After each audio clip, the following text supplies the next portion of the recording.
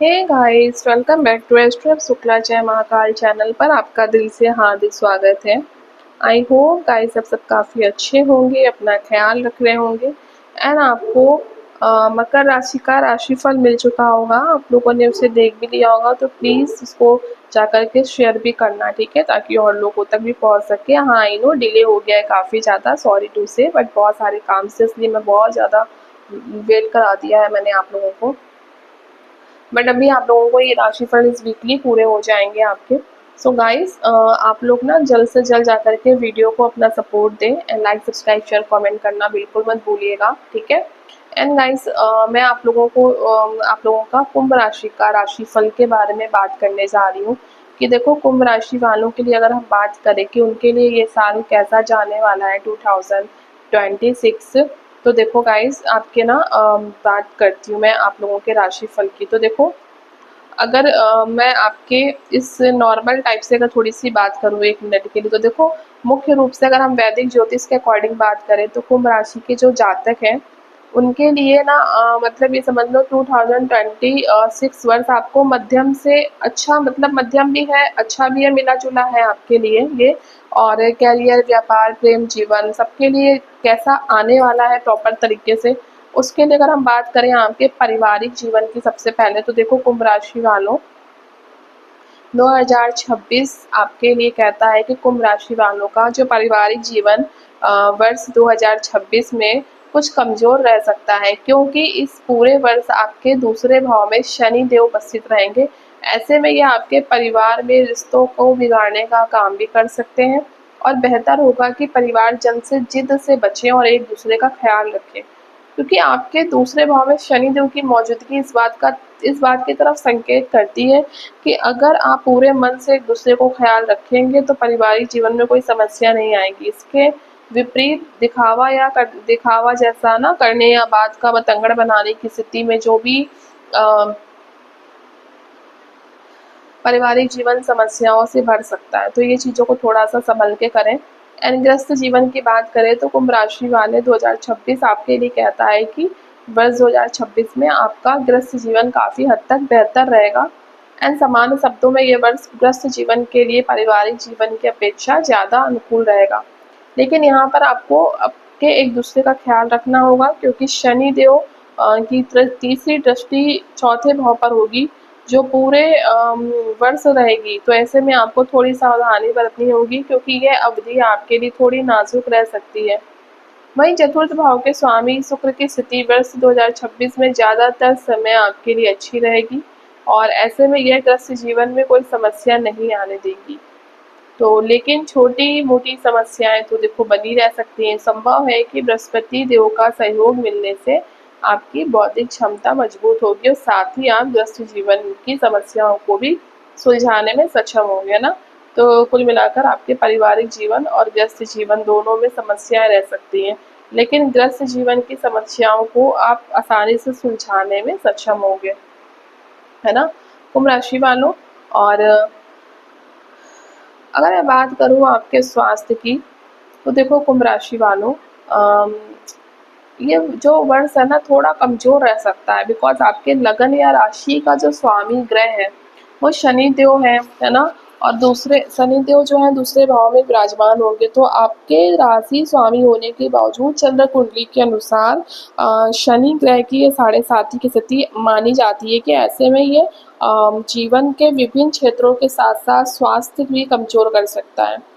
तो बता दें कि दूसरे भाव में शनि महाराज की उपस्थिति आपके खानदान, आपका जो भी एक सॉरी खान पान होगा, फैमिली के जो अपने आपके जो लोग होंगे, है ना, तो वहाँ पर थोड़ा सा अनियंत्रित कर सकता है। तो आपके अपने खानदान में, अपने परिवार में सब चीज़ों को अगर आपका इन्वॉल्वमेंट है तो वहाँ पर भी आप कर सकते हैं, स्पेशली आपकी अपनी खुद की फैमिली एंड आपके खान पान एंड आपकी अपनी लाइफ में अगर आप इस चीज़ों को कंट्रोल कर लो तो ज़्यादा बेस्ट है आपके लिए।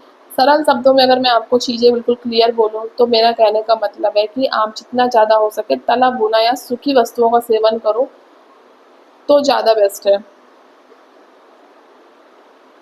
क्योंकि वहाँ पर इसके फलस्वरूप जो आपको स्वास्थ्य में कभी कभी नाजुक सी बनी है ना, तो वहाँ राहु देव इस वर्ष मतलब आपको थोड़ा सा आराम देंगे वहाँ पे। तो मतलब नॉर्मली जो तला भुना होता है ना, वो तला भुना आप खाओ तो कुछ सूखा खाना, मतलब तला भुना का सीन्स ये है कि जो ऑयली वाला होता है ना, उस टाइप का नहीं, जो हम बेक कर सकते हैं ना कुछ, उस टाइप से चीज़ों को खाना। मेरी चीज़ को गलत मत समझना। दूसरा वही राहु देव इस वर्ष 5 दिसंबर तक आपके लगन भाव में ही रहने वाले हैं, और इसे भी आपके स्वास्थ्य के लिए बहुत अच्छी स्थिति नहीं कहा जा जाएगा। तो ऐसे में राहु देव जो हैं आपके, तो राहु देव को भी आपके खान पान की आदतें खराब कर सकती हैं। तो ऐसे बात करें तो गुरु बृहस्पति देव की, तो गुरु ग्रह का साल जो है आपका, वो आपका शुरुआत से लेकर 2 जून यानी 2026 तक आपको पंचम भाव में उपस्थित रहेंगे। तो इस भाव में बैठकर आपकी अपनी नवम दृष्टि से आपके पहले भाव को देखेंगे। ये आपके जीवन में उत्पन्न बहुत सारी निगेटिविटी को शांत करने की कोशिश करेंगे ना। और बताऊं तो 2 जून से 31 अक्टूबर 2026 तक की अवधि में गुरु ग्रह आपके दुर्बल अवस्था में होने के कारण स्वास्थ्य क्षेत्र की समस्या आपकी सहायता नहीं कर पाएंगे। तो इसलिए ख्याल बहुत रखना खाने पीने से, सब चीज़ का, क्योंकि 31 अक्टूबर के बाद गुरुदेव आपको बेहतर परिणाम देना चाहेंगे। कुल मिला के वर्ष 2026 में शनि, राहु और केतु की स्थिति आपके कमजोर स्वास्थ्य की तरफ संकेत कर रही है, इसलिए सोच के खाना पीना। दूसरी तरफ कुंभ राशि वालों, आप 2026 कहता है कि गुरु महाराज की स्थिति इस साल या आपके पक्ष में रहेगी, फिर आपके लिए तटस्थ रहेगी, ठीक है, अच्छी हो जाएगी। वर्ष 2026 में आपके स्वास्थ्य को प्रभावित करने वाले जो अशुभ ग्रह हैं, उनकी संख्या शुभ ग्रहों की तुलना में ज़्यादा रहेगी। तो इसलिए इस साल आपको स्वास्थ्य की लेकर बेहतर जागरूक होना है, और साथ ही आपको अपना खान पान और दिनचर्या भी उत्तम रखना होगा, तभी आप स्वास्थ्य जीवन का आनंद ले सकेंगे, और लापरवाही बरतना आपके स्वास्थ्य पर भारी पड़ सकता है। तो सोच समझ के काम करना कुंभ राशि वालों, क्योंकि स्वास्थ्य के मोर्चे पर थोड़ा अधिक सावधान रहने की ज़्यादा आवश्यकता है। बिकॉज शनि का दूसरे भाव में होना और गुरु का छठे भाव में होना आपके खान पान और जीवन शैली में सीधा प्रभाव डालेगा। तो वहाँ पे क्या होगा कि पाचन और खान पान का अगर बात करूँ, तो उच्च का जो गुरु है छठे भाव में, वहाँ आपको ना लीवर है, लीवर प्रॉब्लम, मधुमेह, डायबिटीज़ है ना, या पाचन संबंधी समस्याएं हो सकती हैं। तो बाहर के भोजन से थोड़ा परहेज करना। और शनि की प्रभाव की बात करूँ, इफेक्ट की, तो देखो दूसरे भाव का शनि दांतों, आंखों और दाहिने पैर में तकलीफ दे सकता है। तो नियमित चेकअप करते रहो।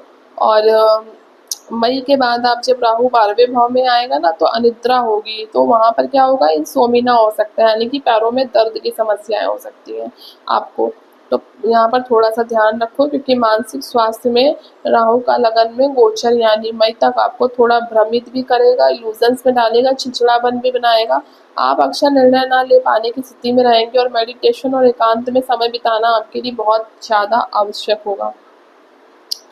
तो मैं अगर बात करूँ आपके लिए, तो देखो कहीं ना कहीं आपका अप्रैल के बाद से 65% तक पाचन और पेट को प्रॉब्लम करेगा। तो वहाँ पर आपको सात्विक भोजन थोड़ा सा खाना है, ठीक है।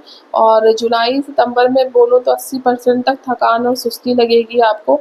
तो नियमित व्यायाम करना। और अक्टूबर से दिसंबर में आपको 75% अनिद्रा का प्रॉब्लम हो सकता है, मतलब। तो वहाँ पर आपको ना थोड़ा सा रात को सोने से पहले ध्यान रखना है, अपने पैरों से सब चीज़ों को लेके ध्यान में रखो।